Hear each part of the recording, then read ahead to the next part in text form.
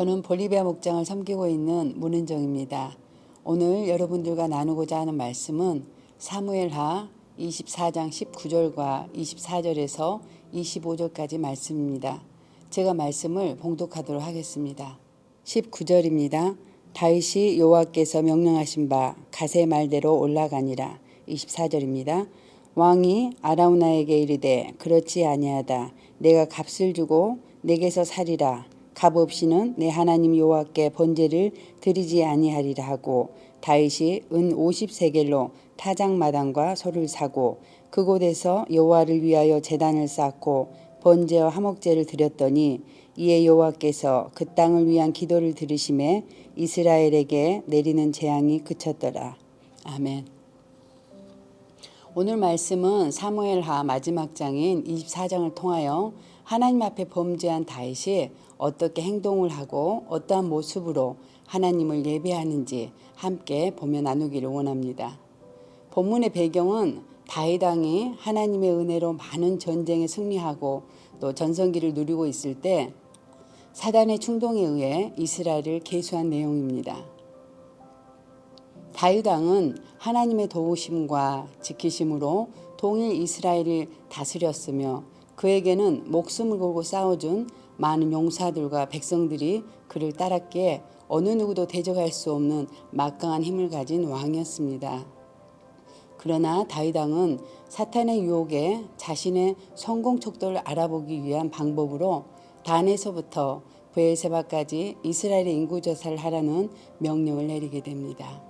이에 군사령관 요압이 다윗 왕에게 왕이여 이 백성이 다 왕의 하나님께서 100배나 더하게 하시어 왕의 눈으로 보기를 원하나 모두 다 주의 백성이거늘 왜 이런 일을 기뻐하십니까?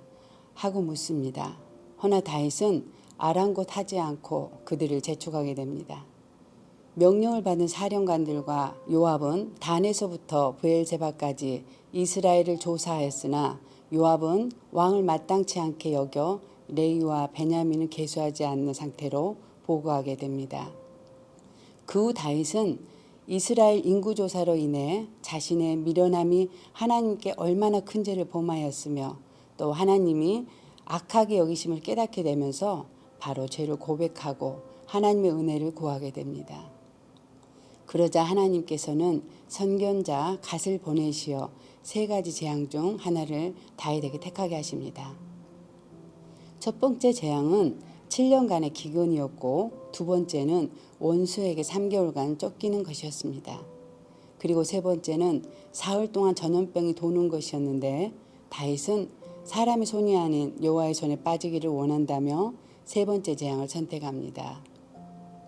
이에 하나님께서 그 아침부터 정하신 때까지 다윗이 계수했었던 단부터 브엘세바까지 전염병이 돌게 하셨고 그로 인해 이스라엘 백성은 7만 명이나 죽게 되었습니다.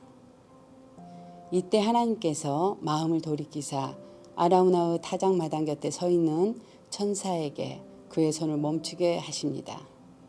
다윗은 천사가 백성들을 치는 것을 보고 장로들과 베옷을 입고 하나님께 모든 것이 자신의 죄이며 백성들은 잘못이 없으니 다윗 자신과 자신의 집안에만 벌을 내려주시기를 간구합니다. 이날에 하나님께서는 선견자 갓을 통하여 아라우나의 타작마당에서 제단을 쌓아 예배를 드릴 것을 명하십니다. 그러자 다윗은 본문 내용과 같이 이스라엘의 왕이었지만 아라우나의 땅을 거저 취하지 않았습니다. 다윗은 여호와를 위하여 반드시 자신이 값을 지불해야 한다며 상당한 값을 내고 타작마당과 소를 사서 번제와 화목제를 드림으로써 하나님께서 이스라엘에게 내리셨던 모든 재앙을 거두시게 됩니다. 위 내용은 역대상 21장에 보시면 그 상황과 다윗의 태도에 대해 좀 더 자세히 기록이 되어 있습니다. 다윗은 오늘의 본문 말씀처럼 왕의 권력이 아닌 하나님의 말씀에 순종했으며 타작마당과 소를 값을 지불하여 하나님께 번제를 드림으로써 그 재앙들이 그치게 된 이야기입니다. 우리가 알고 있는 다윗은 어떤 왕이었는지요? 다윗은 속옷이 보이도록 기쁨으로 하나님을 예배하였으며 또 주의 마음에 합한 자였다라고 잘 알고 있습니다. 또한 오늘 말씀처럼 하나님 앞에 범죄한 몇 가지 내용들을 성경을 통해 모두 알고 있지만 여전히 그가 하나님의 사랑받는 자가 될 수 있었던 것은 그가 하나님 앞에 범죄하였을 때 스스로를 낮추고 자신의 죄를 고백하는 태도를 가졌다는 것입니다. 자신의 잘못을 깨달았을 때 다윗은 성경 곳곳에 나와 있듯이 슬픔을 나타내는 베옷을 입고 하나님께 바짝 엎드려 회개하고 하나님 말씀에 온전히 순종했다는 것입니다. 또한 자신이 가지고 있는 힘과 권력이 있었지만 아라우나의 타작마당을 거저 취하지 않았으며 하나님을 경외하고 두려워하는 사람이었다는 것입니다.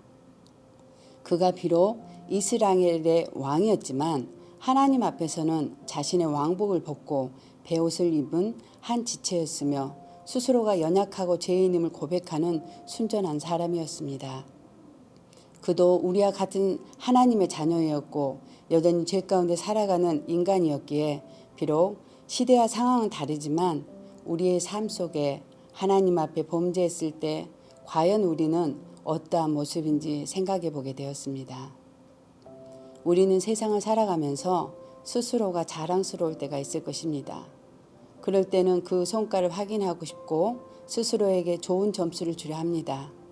하지만 모든 것이 주께서 하시고 주의 은혜로 이루어진 것을 착각하며 힘들었을 때 간구했던 것들을 응답되어 편해지면 그 은혜보다 스스로가 잘 이겨냈다고 생각하기 마련입니다. 저 또한 아이들을 키우면서 가끔 엄마라는 이름으로 하나님의 영광을 가로챌 때가 있습니다. 하지만 그럴 때마다 나의 교만함을 아시고 마음의 불편함과 또 주께서 하심을 깨닫게 되는 상황을 꼭 겪게 하십니다. 순간의 변명으로 여러 가지 핑계를 대보지만 끝내 주변 상황이나 말씀으로 회개하게 하십니다. 깨달음을 주실 때 바로 회개하지 못하고 여러 가지 합리화를 또 나의 자신의 정당성을 찾는 경험들은 여러분들도 갖고 계시리라 생각이 됩니다. 앞으로 우리가 살아가면서 하나님이 싫어하는 많은 상황들을 만나게 될 것입니다. 그때마다 베옷을 입고 주의 말씀에 순종했던 다윗처럼 주님 앞에 우리의 교만의 옷을 벗고 자신의 죄를 고백하고 회개하며 은혜의 주님께 나아가기 원합니다.